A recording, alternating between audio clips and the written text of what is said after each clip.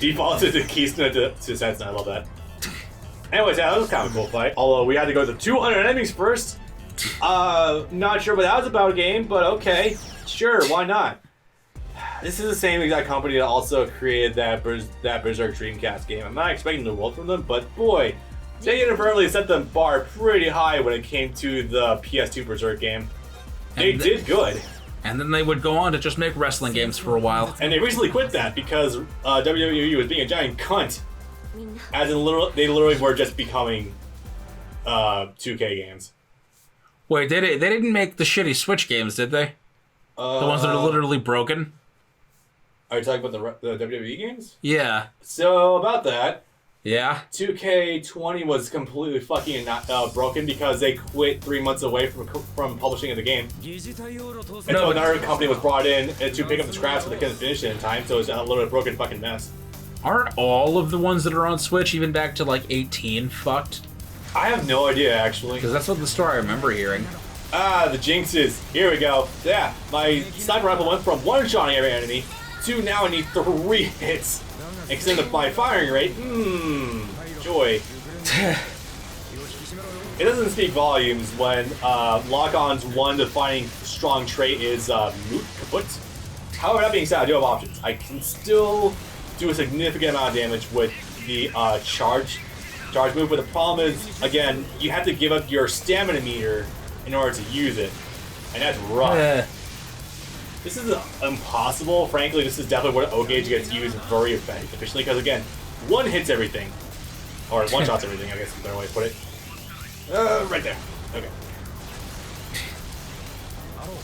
It really does put a good showcase to how strong the Jinxes are compared to regular units when they go. I can go from one-shotting and axe and flags like that to them requiring a lot more work.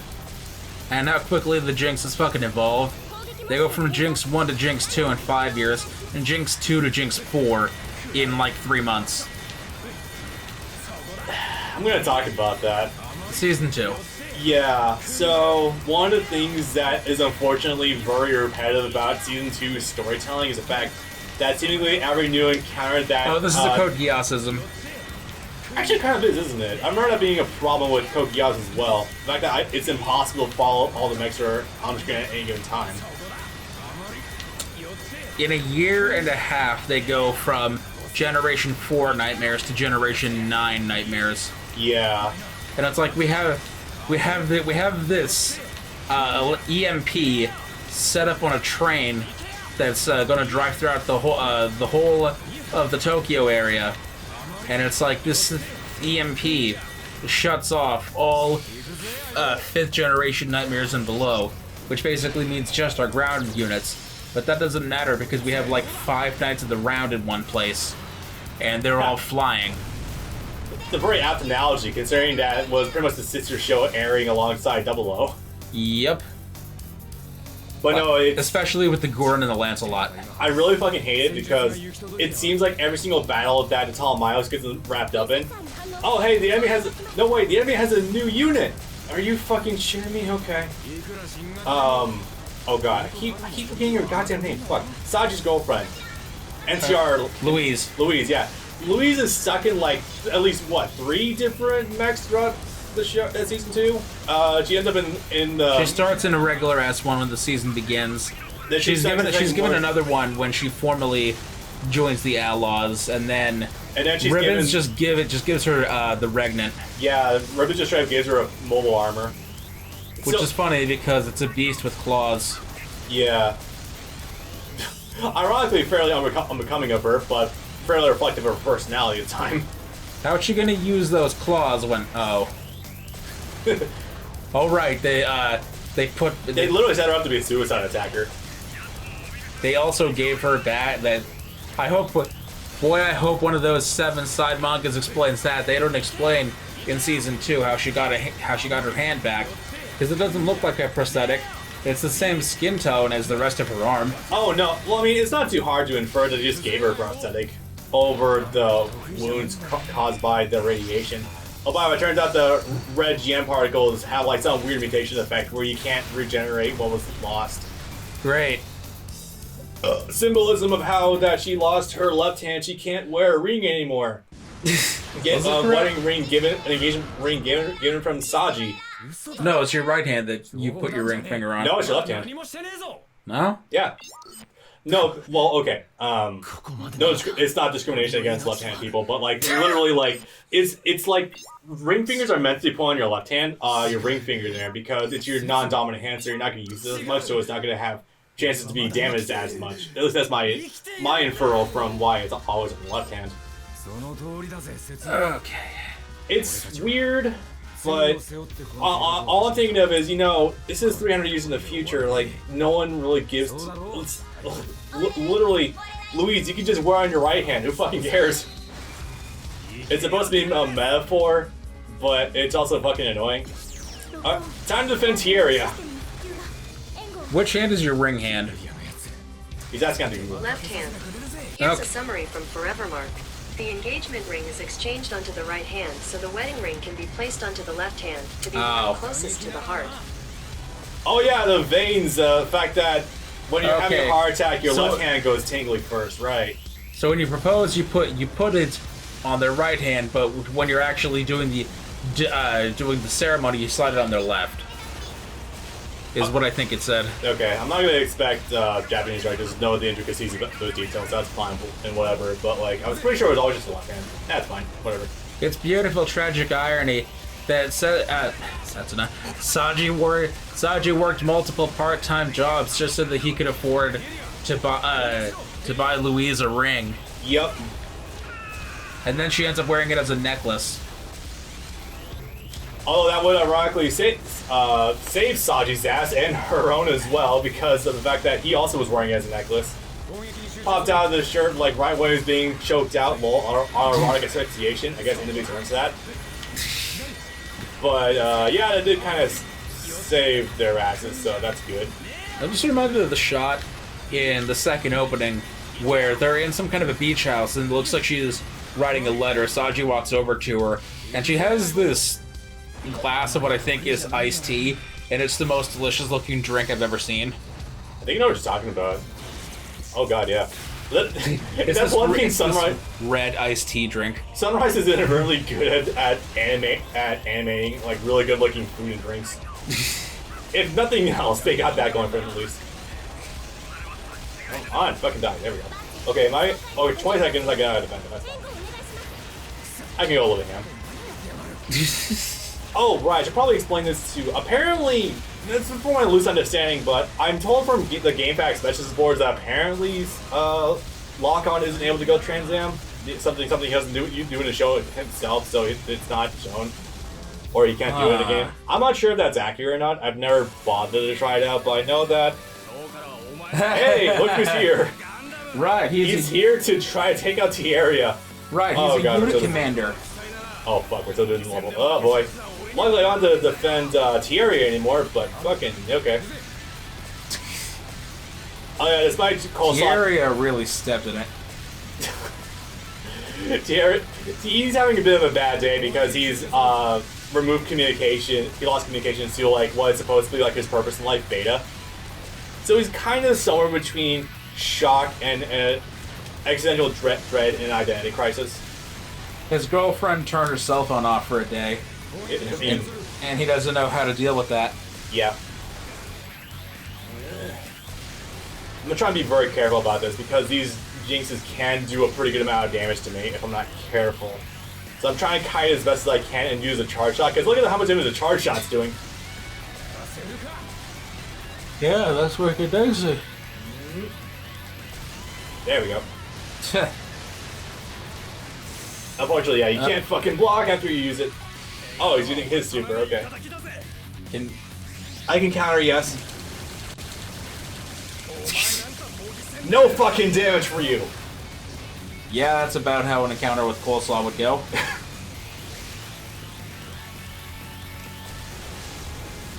Oh yeah, Coleslaw was also found in his wreckage by Fawn as well, and he got kicked back to Earth for some atmospheric re-entry. I love that shit. Coleslaw the Indestructible. It's hard to tell. Sorry, her name starts with a K. I keep forgetting it. Fuck. Kati. Even Kati mentions that. I'm not sure if it's of a compliment or an insult that you keep surviving these encounters. Which I mean, yeah. And then the ending of season 2 just jumps straight to their wedding. Yup. And she's wearing the pants in that relationship. She absolutely. I still can't believe that they made fucking Veda their fucking moon getaway house. Yup. Not even just Veda, the fucking room that Ribbon spent all of season 2 in. That is the funniest goddamn thing ever. Hey Ribbons, we fucked on your contemplation couch. We fucked in the spot, or next to the spot where his first body was shot in the head. There we go. Took a little bit of work, but that's to be expected for Jinxes. No, I get it. Someone died here. The rent is super cheap. God damn it. Right. New York! That does happen if someone dies in an apartment or some shit. So, Lock On. He's not going for you anymore. He's either going for Tierra. What will you do? Hey, Tierra? Hey, Tierra. Okay, I guess we'll have to go with this option then. It's still happening. And somehow taking a hit at my shield made me blind in one eye. So the beam sword actually went through the shield because beam sword versus actual physical metal object. Right. And this really Up and to a point. and this really drives home how much I don't like sub Haro also. It seems like a weird thing to say right now, but Haro keeps saying lock on down. But in subs it's really bad. Lock on, lock on, lock on, lock on, lock on, lock on. I'm much fun. I love Haro in dubbed for 00. They're really good there. That's the only Haro to have a personality. Yeah, I mean, you're not wrong. Because I find him... It's weird I find him actually fucking cute in 00 versus any other incarnation of Haro, which I just find to be unbearable. That might sound like a heartless thing to say about a mascot, but still. Okay, that one of the 30 Haros in Seed as a personality, technically. Because Atherin invented the Haro. Oh, right. And I guess he decided, this toy... Hey, I'm back. I have an eye patch now. I am now full Captain Harlock. Oh, wait, this shows off in first storm or whatever, it's fine. Call me Big Boss. No, that's the right eye, yeah. Yes. That one time, I'll never not laugh at the fucking time that Ocelot tried to poke his eye out, but I was like, there's nothing in there. This is kind of cool. Actually, if I remember this correctly, Lock-On is the one that starts off in the GN armor. Yes. So I can't do sniping anymore. I need a bit more broad assistance. Yeah, I need to just shoot a little bit more since it's sniping I was taking out. That's right. We're taking out a lot of stuff this time around. So on the one hand, GN armor handles fine. It's pretty much like exactly how it was with Setsuna, but I'm not a huge fan of it. No O gauge. Frankly, that's fine because your charge weapon for this is fucking obnoxiously good. Look at that, yeah. I'll be damned. You can almost one-shot Jinxes, sorta, kinda. But really, since you don't get any O gauge, you really just want to go after the carriers themselves.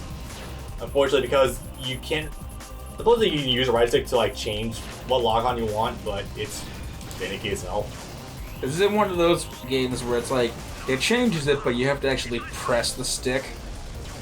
Not like R3 press, but something close to it. Trying to just fucking... You know what, I'm taking you out first. Or not, I'm taking out your buddies first.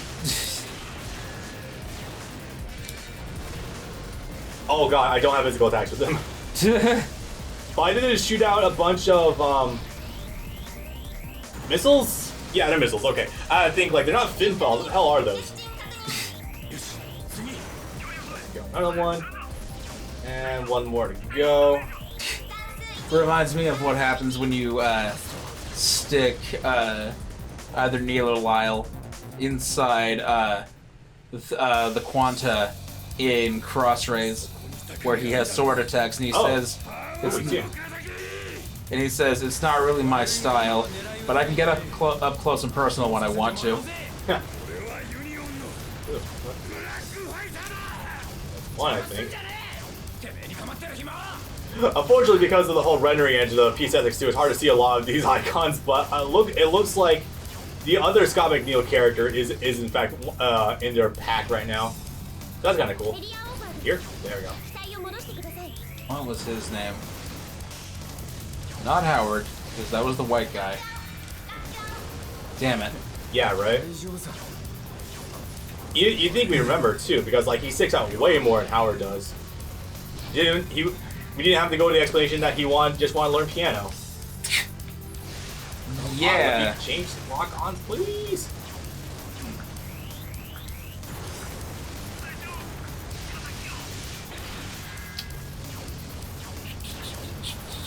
Oh, I just noticed it also changes the name on the HUD from Dynamis to GN Armor Type D. It's kind of cool. Nice. I'd like to get a fucking signal on other. There we go. Fucking thank you. It's definitely not good at trying to get a lock on other enemies that aren't in the arena. Ow. Wonder who that could possibly be. Yep. Ah, the Arch. So it's unfortunate that at this point in time that Neo is going to make all the worst decisions. Yeah, he found out that the guy responsible for everything is right over there. I'm gonna fuck him. I'm gonna try to kill him, even though he is probably better than Setsuna as a pilot, is ruthless, and is actually fairly observant. And I'm fighting without my shooting eye. In fact, it's actually during this scuffle, while Lock-On was fighting someone else, I don't remember who it was offhand. It might have been when Coleslaw, for all I know. That Alia notices that, hey, you don't have you're blind out of your right eye. I just realized you can't see to your right! And so that's how we got the initial lethal blow on him. Yeah, that's how it fits into place. He's a fucking brilliant fighter. And again, it's one of the reasons why fucking Alia is just such a good, all-around, probably best villain for the show, because he is the antithesis of what Celestial Being is trying to do, and he has history with all of the most of the members of the Talamayos. Read some manga. I'm sure you'll find out that Aliel was actually the one who in whatever battle it was killed Sumeragi's boyfriend. Fucking tell me about it. Oh, is this how we're gonna establish it? Oh yeah. Yeah, that's where I noticed. So you might remember a while ago I told you that, hey, we do actually see some human models in this game. Oh right, when he uses the grenade launcher. Yep. Oh wait, that's a fucking weapon from the GN armor, I just realized that.